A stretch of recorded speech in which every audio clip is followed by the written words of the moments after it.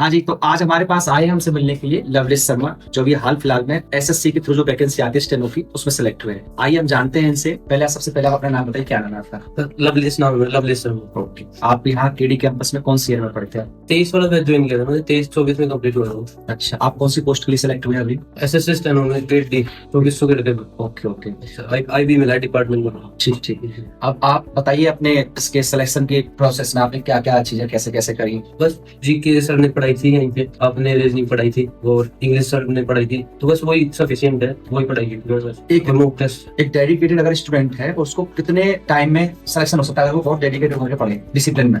साल भर तो चाहिए सर, कम से कम साल भर तो लग ही जाएगा। एटलीस्ट साल भर में सिलेक्शन हो सकता है। रेगुलर बेसिस पे कितने घंटे को पढ़े कि उसके हिसाब से सिलेक्शन उसका हो जाए?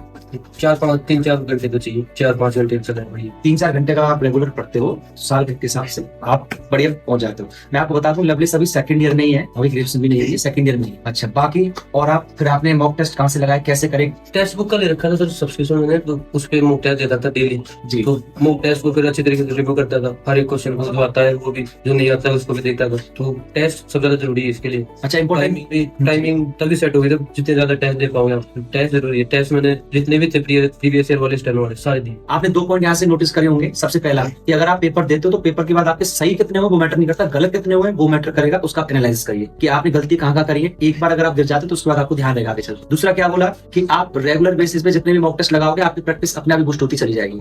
आप पढ़ोगे भी नहीं, उससे ज्यादा मॉक टेस्ट लगा रहे हो, ऑब्वियस सी बात है। अभी फिर आप क्या संदेश और क्या मैसेज देना चाहोगे हमारे स्टूडेंट्स को? पढ़ाई करना है, कंटिन्यू रहना है, फोकस चाहिए, डिसिप्लिन तो चाहिए और डेली करना पड़ेगा, तब जाके मामला बैठेगा। साल भर लगेगी बस, तो क्या ही है। मतलब ये साल 1 साल का मेला है, इस मेले में हमको साल तक होना पड़ेगा। यही मैं क्लास में बोलता था। जी सर।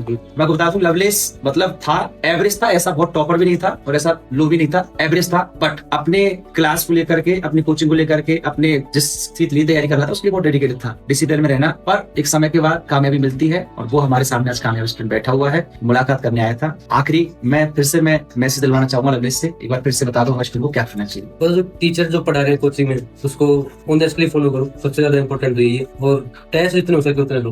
केडी कैंपस का आपके इसमें सिलेक्शन में क्या रोल रहा? केडी कैंपस के जो वीकली जो टेस्ट लगते थे वो भी मैं देने आता था, डेली आता था, संडे टू संडे पेपर देने। तो उन्होंने भी काफी अच्छे क्वेश्चन आते हैं पेपर में। और जो मटेरियल दे रखा है इन्होंने, किताबें, मैम की किताब है नीतू मैडम की इंग्लिश वाली, उसको मैंने उसके जो वोकैबुलरी है वो भी पढ़ी और ग्रामर भी पढ़ी। तो वोकैब भी मिल जाती है इंग्लिश में पेपर में मैडम की किताब से, और ग्रामर तो सारी मिल ही जाती है लगभग। तो बस यही है, जो सिलेबस दे रखा है, जो किताबें हैं आपके पास, उनको अच्छी तरीके से पढ़ाई करनी पड़ेगी। बस और शॉर्ट हैंड सीखनी पड़ेगी। शॉर्ट हैंड लगते हैं उसमें भी 7-8 महीने, शॉर्ट हैंड सीख लो, अच्छी वैकेंसी आती है, कॉम्पिटिशन सबसे कम है, इसलिए मैंने ये देखी।